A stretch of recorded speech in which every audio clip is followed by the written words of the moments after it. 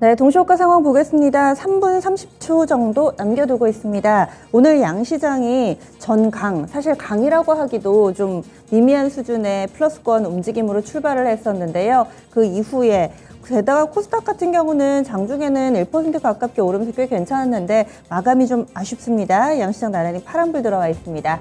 코스피 지수가 전거래일 대비로는 0.8% 가깝게 밀리는데요. 정확히는 0.78% 마이너스권으로 현재 동시효과 구간 지수 나오고 있습니다. 2415.29포인트. 거의 전거래일 종가 대비로 20포인트 정도 내주면서 이거래일 연속된 큰 폭의 하락입니다. 다시금 2500이라는 단단한 벽에 부딪힌 건가라는 생각이 좀 드는 오늘 시세고요. 그래서 이틀 연속된 하락으로 5일선, 20일선 모두 다 이탈 확실하게 좀 나오고 있습니다. 이어서 코스닥입니다. 코스닥은 지금 끝까지 좀 보셔야 될 것 같네요. 동시효과 구간에도 플러스 마이너스 왔다 갔다 합니다. 0.02%의 하락이어서 거의 전일 종가 수준으로 보시면 되겠습니다. 732.83포인트 정도 선 나타나고 있고요. 이렇게 되면 주요 이동평균선의 훼손은 나타나지 않습니다. 이어서 수급주 체별 동향은 오늘장 전체적으로 수급은 안 좋고요. 특징적인 종목군들 보겠습니다. 양시장 봤을 때 상한가 종목이 두 종목 나오고 있습니다. 오늘은 아무래도 중국 소비, 이 중국의 봉쇄 완화와 관련된 종목군들이 시장을 압도한 하루였는데요. 이런 전체적인 시장에 영향을 받는 종목군들 외에도 SCM 생명과학 같은 경우는 장 초반부터 가격 제한폭까지 오르는 움직임이 뚜렷하게 나타났습니다. 급성 췌장염 치료제 이 A상 유효성 확인했다라는 재료가 부각되면서 오늘장 상한가를 기록했는데요. 사실 이 종목은 지난 금요일에도 상한가를 기록하면서 이틀 연속된 상한가입니다. 제약바이오 이제 슬슬 모멘텀이 반영이 되고 있습니다. 특히나 오늘장 오스코텍 같은 경우도 강하죠. 7% 정도의 플러스권 움직임이고요. 유한양행의 이 렉나자 1차 치료제가 허가된다면 로열티 수익이 증가할 거다라는 기대감이 이 오스코텍에 반영이 되고 있습니다. 그래서 8%가량의 오름세 보여주고 있습니다. 알테오젠이라든지 케어젠 그리고 LNC바이오 휴젤도 있고요. 지시셀 이런 종목군들이 전체적으로 제약바이오 조금씩 살아나는 움직임 뚜렷하게 나타나고 있습니다. 뿐만 아니라 제테마라든지 한국 BNC에서 만든 이 보톡스가 중단이 됐죠. 일단은 이런 영향을 받으면서 판매 금지 처분이 나오면서 오히려 기존에 이 판매가 가능한 업체들은 수혜 종목으로 분류가 되는데요. 대표적으로 휴젤이나 휴메딕스 이런 종목군들이 있습니다. 휴메딕스도 5%, 휴젤도 약 5% 정도 플러스권 움직임 나타나면서 살아남은 종목군들의 강세 움직임 뚜렷하게 나타납니다. 그리고 중국 소비 쪽으로는 화장품이 대표적이죠. LG생활건강도 현재 6% 정도의 플러스권, 의류로는 F&F 그리고 또 호텔, 관광, 항공, 여행 이쪽 좋습니다. 호텔신라도 5% 정도의 플러스권 흐름을 나타내면서 중국 관련된 모멘텀을 아는 종목군들 상당히 탄력적이고요. 이럴 경우에는 또 산업재 소재에 대한 수요도 늘어날 것이다라는 기대감 반영되면서 대한유화도 오랜만에 6% 정도의 강한 상승 움직임을 보여주기도 했습니다. 항공 쪽으로는 제주항공이 10%대, 여행주로는 하나투어가 현재 5% 정도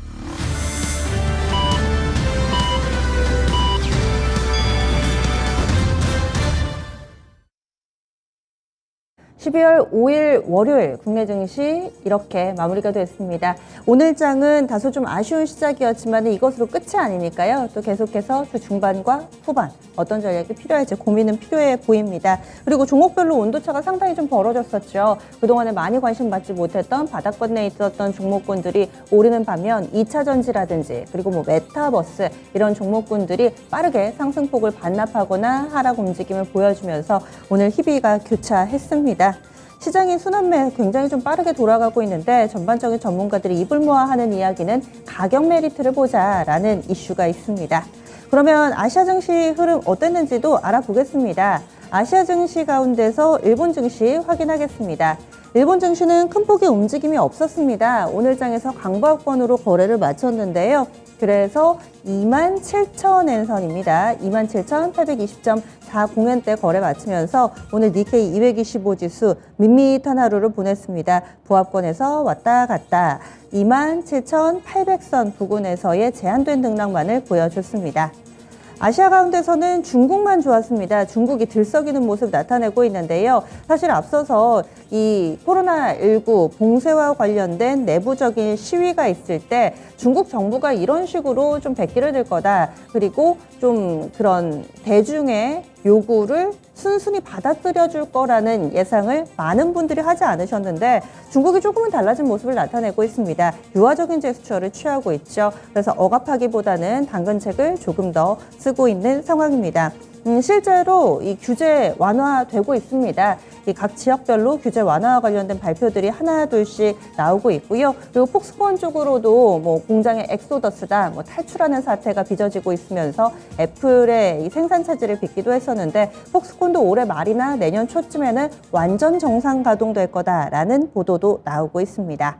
중국 그래서 분위기가 좋습니다. 장 초반부터 상승권 출발해서요. 지금 상해 종합 기준으로는 3,200선을 넘어서고 있습니다. 1.62% 오름세 3,207.24포인트 기록하고 있습니다.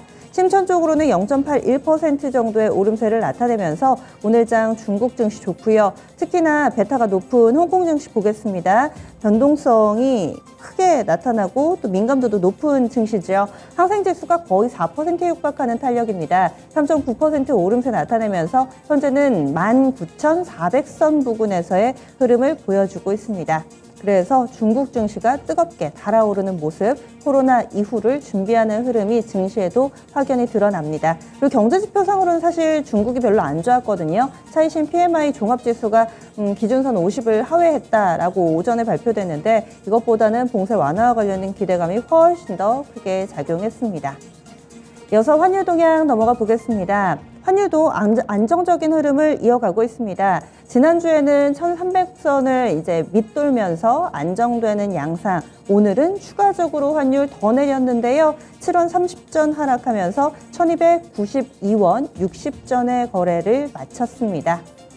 환율 동향까지 알아봤고요. 그럼 국내 증시 어떻게 마감되는지 살펴보겠습니다. 시황센터 다녀옵니다.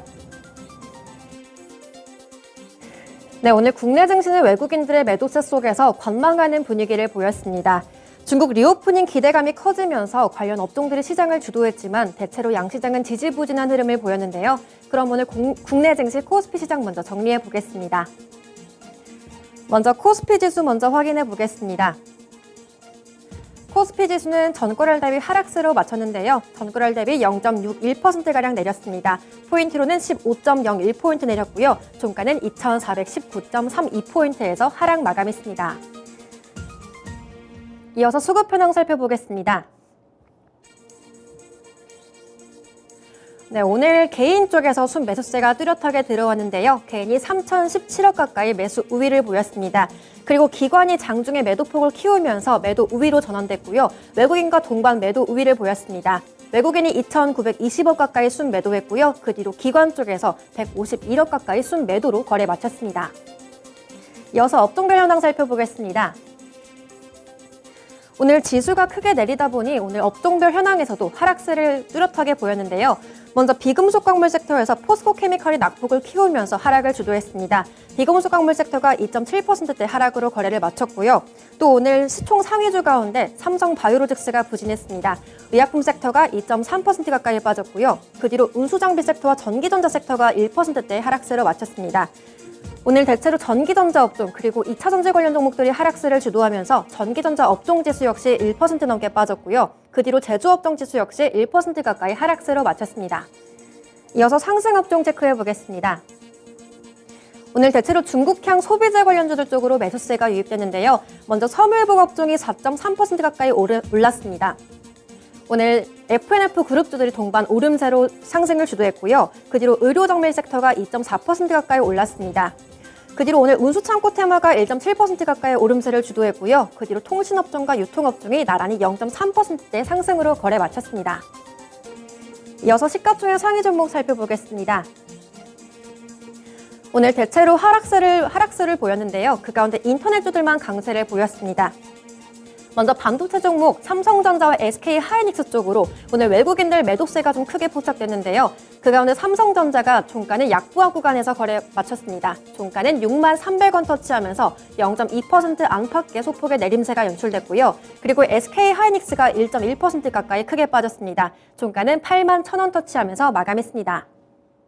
이어서 2차전지 셀업체들 오늘 하락세가 좀 뚜렷하게 보였는데요. 먼저 LG에너지솔루션이 3.7%대 하락했습니다. 종가는 56만 2천 원 터치하면서 하락 마감했고요. 그 뒤로 LG화학과 삼성 SDI 역시 나란히 2%대 하락세를 보였습니다. 그 가운데 삼성 SDI가 장중에 낙폭을 더 키우면서 약 3% 가까이 내림세가 연출됐고요. 종가는 69만 7천 원에 내림세로 마쳤습니다. 이어서 바이오 종목 보겠습니다. 오늘 삼성 바이오로직스와 그리고 셀트리온 나란히 하락세로 거래를 마쳤는데요. 셀트리온이 장중에 강부하권 구간 등락 반복했지만 그래도 소폭의 내림세로 전환됐습니다. 종가는 0.3% 이내의 소폭의 내림세가 연출됐고요. 그리고 삼성 바이오로직스의 낙폭이 뚜렷했습니다. 종가는 4.2%대 하락했고요. 종가 83만 3천 원 터치하면서 하락 마감했습니다. 이어서 자동차주 보겠습니다. 오늘 현대차와 기아 나란히 부진한 흐름 연출됐는데요. 그 속에서 현대차가 2% 넘게 빠졌습니다. 종가는 16만 5,500원 터치하면서 기아보다 상대적으로 더 큰 폭으로 빠졌고요. 그리고 기아가 1.3%대 하락세로 마쳤습니다. 이어서 인터넷주 체크해 보겠습니다. 오늘 네이버와 카카오가 시장에서 좀 주목을 받았는데요. 오늘 네이버가 네옴시티 수주에 참여한다는 소식이 부각되면서 오늘장 3.2% 가까이 올랐습니다. 종가는 19만 1,500원 터치했고요. 그리고 카카오 역시 그룹주들과 동반 강세 연출됐습니다. 약 2% 가까이 주가 올리면서 5만 8천 원에서 종가 마감했습니다. 이어서 특징주 체크해 보겠습니다. 네, 오늘까지 화물연대 총파업이 시작된 지 약 12일째 접어들었는데요. 업무 개시 명령이 내려진 일부 시멘트 업종은 출하량이 회복세에 접어들었지만 아직까지도 철강과 타이어 그리고 정유업계에서는 아직까지 업무에 차질이 빚어지고 있습니다. 그 가운데 물류업종은 파업이 장기화되는 만큼 재고 보관이 길어지면서 물류비 인상 수혜를 받고 있는데요. 오늘 물류주들의 주가가 좋았습니다. 그 가운데 세방이 오늘장 10% 가까이 오름세를 나타냈는데요. 세방은 3세 경영 승계 작업이 본격화되고 있다는 일부 언론이 보도되면서 오늘장 강세를 주도했습니다. 종가는 31,550원에 가장 뚜렷하게 오름세가 연출됐고요. 그리고 인터제스가 5.8% 가까이 강세가 연출됐습니다. 종가는 3,280원으로 집계되고 있고요. 그리고 아래쪽에 한익스프레스와 동방 역시 강세로 마쳤습니다. 그리고 오늘 카카오 그룹주 가운데 카카오뱅크와 카카오페이가 강세로 마감을 했습니다. 먼저 카카오페이가 교통카드 업체 인수를 추진한다는 내용이 나왔는데요. 롯데카드의 자회사인 로카모빌리티 인수 예비 입찰을 하루 앞두고 있는 상황입니다. 그 가운데 간편결제 사업 확장을 위해서 카카오페이도 참여한다는 내용이 공시가 됐고요. 이번 인수는 3천억에 달하는 규모라고 알려졌습니다. 이렇게 모빌리티 사업과 간편결제 사업 분야의 시너지 기대감 받으면서 카카오페이가 16% 가까이 급등했습니다. 종가는 6만 3,800원 선에서 마무리됐고요. 그리고 카카오뱅크가 한국투자증권의 카카오뱅크 지분 매수설에 상승했습니다.